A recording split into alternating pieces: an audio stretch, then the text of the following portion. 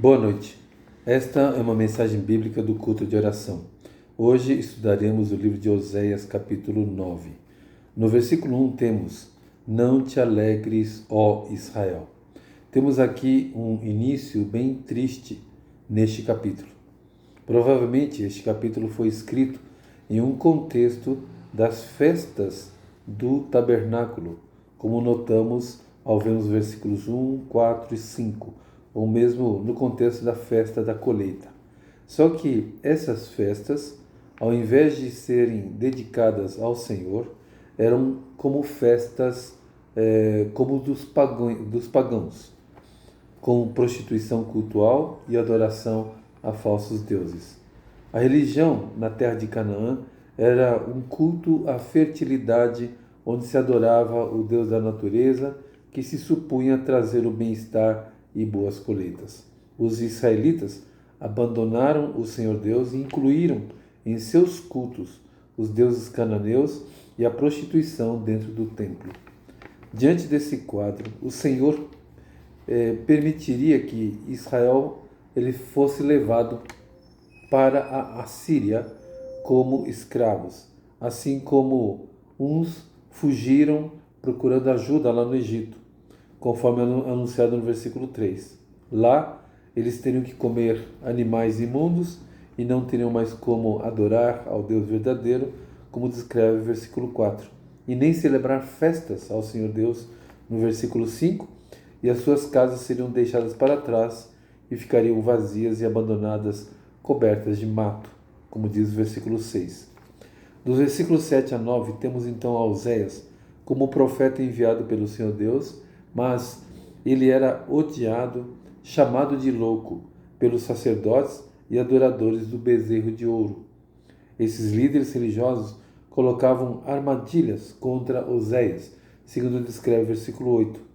E no versículo 9, o povo de Israel havia se corrompido e se tornado tão abominável como o povo de Gibeá, que havia abusado, estuprado a concubina do levita, e o esquartejamento de seu cadáver foram absurdas, que certamente chocaram Israel naquela época e que levaram todo o povo a concluir: nunca tal se fez, nem se viu desde o dia em que os filhos de Israel subiram da terra do Egito até o dia de hoje. Ponderai nisso, considerai e falai, como está escrito em Juízes, capítulo 19, versículo 30. A corrupção e a decadência de Israel nos tempos de Oséias foi comparada com esse episódio onde a maldade era sem escrúpulos. Nos faz refletir que os nossos dias atuais estão caminhando nessa direção. Apesar dos avanços tecnológicos, o mundo tem crescido na maldade e crueldade sem limites. Dos versículos 10 a 17, diz que o Senhor Deus achou Israel como uvas no deserto ou como as primícias da figueira. Era, na verdade, um achado raro e delicioso e especial essas frutas nessas condições. Assim foi o relacionamento de Deus para com Israel. Mas, ainda assim, Israel preferiu seguir ao deus pagão Baal Peor, rejeitando ao Senhor Deus. Em consequência disso, a glória de Efraim fugiria como pássaro. Já não mais haveria nascimento, gravidez, concepção, e mesmo que tivessem filhos, eles seriam mortos pelos inimigos, segundo descreve o versículo 13. O Senhor Deus estava ensinando o povo de Israel que Ele é o verdadeiro Senhor, sustentador, e não Baal.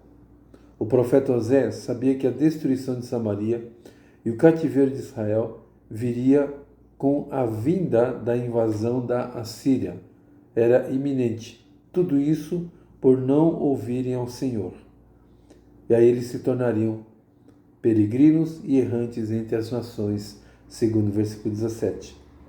Que o Senhor Deus tenha misericórdia de nós, para que possamos aprender com a história de Israel a reconhecer o nosso Criador, sustentador e o nosso Salvador em todos os momentos das nossas vidas.